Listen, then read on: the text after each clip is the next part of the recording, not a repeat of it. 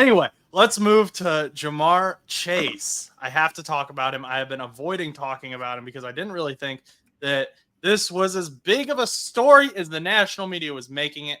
Adam Schefter loves to dog on the Cincinnati Bengals because they don't provide him with information. And he literally went on ESPN and said, I haven't been told anything, but I have to imagine Jamar Chase isn't happy.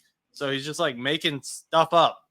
But anyway, the problem with Jamar Chase now that I have, and I don't really think most of the time when players are holding out for a new contract, they are a distraction. Most of the time. There are exceptions. So I didn't think Jamar was really that much of a distraction. He was still practicing on his own. That's cool, whatever. He practiced a little bit last week and into this week. And Zach Taylor came out and said, super excited to have Jamar back. He's going to be with us the rest of the week, rest of the season. We're ready to go. And then Jamar Chase wasn't. He sat out literally the day after Zach Taylor said that. So they asked Zach Taylor about it. Zach Taylor's like, yeah, I put my foot in my mouth on that one. So I don't like that. I think Jamar should have to come out and kind of explain what happened. Like, was there a negotiation that they thought was going to happen? So he started practicing and then all of a sudden something fell through, or what happened? Because, and I don't think Zach Taylor is going to hold this against Jamar Chase at all, but it, in my opinion, looks bad when your coach, who has been supporting you this entire time, mind you, because Zach Taylor's always been very supportive of the players, all the players, whether it's been Joe or T or Jamar. And Zach says something, and then you make him look really bad. You make him look like he doesn't know what's going on, which I don't know.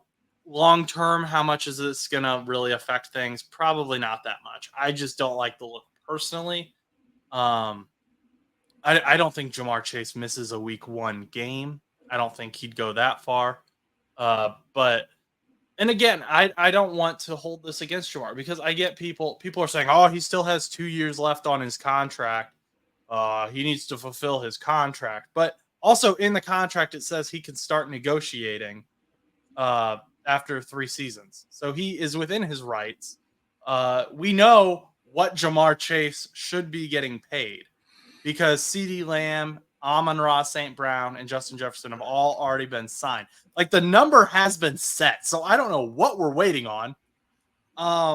But yeah, so that's the first wide receiver drama we got to get into. And like I said, again, I'm not worried about him sitting out. I get it. His body is his paycheck, effectively. So I understand that part. I'm not mad about that part. The part that got me was him making it seem like he was going to come back, Zach Taylor vouching for him, and then him kind of making Zach Taylor look bad. I don't know. Do you have any thoughts about that as a non-Bengals fan? I mean, I've never been a real big fan of players sitting out when waiting for a contract. I mean, I've kind of had that same mentality since I was probably probably 14 or something, just because of the whole Le'Veon Bell thing with him sitting out for the entire season, which I still think was ridiculous. I mean, it killed his career. He probably should have kept playing.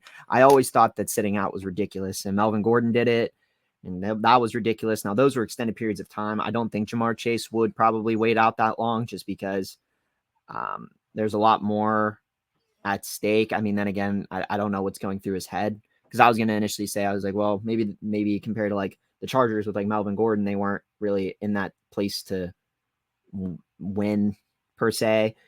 But then again, looking on a different perspective, without Le'Veon Bell, you would expect, like Le'Veon Bell was a huge part of the Steelers in that year, but we had to rely on our other running backs and whatnot. But I mean, from an outside perspective, from me, and like I said, I have just a different ideology than maybe other people, but I think it's ridiculous that he's sitting out. I think Brandon Ayuk sitting out is ridiculous. I think both of it is ridiculous. I think it's stupid. I understand you want to protect your body and stuff like that, but you're not proving anything by sitting. You prove more when you're on the field. And that's just me. I mean, I understand. I get it. But if it rolls into like a week 1 type thing or something like that, I think that's stupid. I think that's ridiculous. Right. But, Yeah, no, if he sits out week 1, I think that becomes a bigger issue. And he because hasn't then really. at that point, it shows me that his character, he wouldn't deserve a contract at that point. And I know that's me being like really like a stretch because Jamar Chase is probably, if not, I mean, he's definitely top 3 wide receiver in the league. I mean, you can't really not argue that. I mean, you maybe could, but you put him up there with, JJ and probably maybe CD, I guess would be your top 3 with Chase. And I mean, he's a top 3. I get it, but it's still, I mean, I understand the situation, but I mean, eventually over time, there's going to be a situation where you sit out and then somebody overshines you, like T. Higgins and Yoshi Voss, and all of a sudden you're left in the and then that's exactly what happened in L.A. Melvin Gordon sat out and was like, "I'm the best running back ever," or whatever he said, and then Austin Eckler started lighting it up. Melvin Gordon came back week 8. The Chargers were like, "We don't want you anymore. We want Eckler. He looks great." Mhm. And I get that Chase is still, like I said, a top 3. It's different than Melvin Gordon, who was probably at that time maybe a top 10 running back or a top 15, maybe even was probably his floor. But I don't know. It's definitely an interesting scenario. I can't believe that this is happening. I'm assuming you guys would make a deal with Chase. I mean, unless you guys are cooking something up and expecting to dump him. But I don't know. That'd be crazy. I saw Browns fans were trying to like make mock trades with Jamar Chase, and I was like, I think. Well, for one, don't listen to Browns fans. But two, I guess it's not technically out of the question to make a mock trade for Chase, just because then at that point you're relying in T to be wide receiver 1, and you're relying on the new wide receivers that you've been drafting as your wide receivers 2s and 3s. Because you were really high on that other guy that you've been talking about. I already forget his name, but the one wide receiver. We're going to talk about him here in a minute. Yeah. So, and I think that with you talking about him, I mean, what if he blows up, and then you still have Yoshi Voss as your wide receiver 3, or any one of these arguments that you could make for some of these receivers. You theoretically have a bunch of above average wide receivers, and you don't necessarily need to keep Chase, and you could get a whole lot of haul for him, maybe a lot of defensive help that, although may not be necessarily needed, but you tweak some things and you guys have a crazy team all of a sudden. Not that you don't already, but I mean, it's just, you look at the different perspectives and stuff like that. I mean, I understand why people are making mock trades. But I think Chase elevates, and I actually think so. The guy you're talking about is Jermaine Burton. He's the third round rookie out of this year. I think Chase being on the team actually allows Jermaine Burton to get snaps quicker because Jamar has versatility. He's not just a wideout. He can line up in the slot. He can line up wherever you need him to. And then you can fill Jermaine in, who is a very similar wide receiver to Jamar Chase. I think he's more similar to Jamar than he is to T. You can line up Jermaine where you would normally have Jamar. If you want to move Jamar around a little bit. And then you also have Mike Gesicki, who, again, isn't a traditional tight end, and I think is part of the reason the Bengals kept 5 tight ends on their 53-man roster. They kept Mike Gesicki, Drew Sample, who I think is probably going to also line up at fullback or H-back a little bit, Tanner Hudson, and then both rookies in Eric All and Tanner McLaughlin, who both showed a ton of promise in the preseason. So you have versatility in the receiving room between the wide receivers and the tight ends. You can do a lot. But Jamar Chase elevates all of that. Mm-hmm. And his chemistry with Joe Burrow elevates all of that. People have given the example of Patrick Mahomes losing Tyreek Hill and then still going on to win a Super Bowl. And they've said, well, if Joe Burrow is as good as Bengals fans think he is, then why is it such a big deal for him to lose Jamar Chase?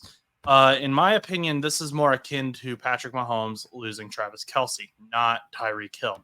Because Tyreek Hill is a fantastic wide receiver, and he's the league, he's top 5 easily, maybe even top 3.